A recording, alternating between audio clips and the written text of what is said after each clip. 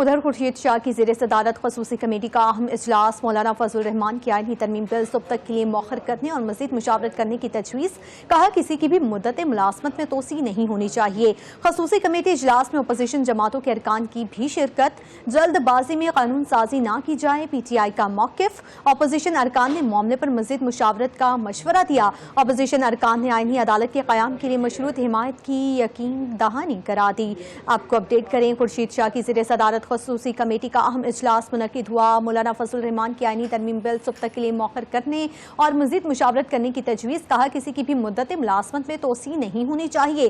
خصوصی کمیٹی اجلاس میں اپوزیشن جماعتوں کے ارکان کی بھی شرکت، جلد بازی میں قانون سازی نہ کی جائے، پی ٹی آئی کا موقف۔ اپوزیشن ارکان نے معاملے پر مزید مشاورت کا مشورہ دیا۔ اپوزیشن ارکان نے آئینی عدالت کے قیام کے لیے مشروط حمایت کی یقین دہانی کرا دی۔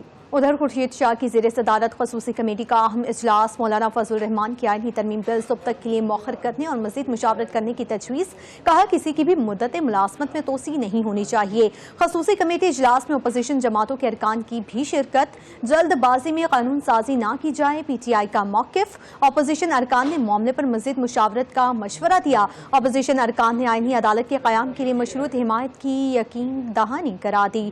آپ کو اپڈیٹ کریں، خورشید شاہ کی زیر صدارت خصوصی کمیٹی کا اہم اجلاس منعقد ہوا۔ مولانا فضل الرحمان کی آئینی ترمیم بل صبح تک کے لیے مؤخر کرنے اور مزید مشاورت کرنے کی تجویز، کہا کسی کی بھی مدت ملازمت میں توسیع نہیں ہونی چاہیے۔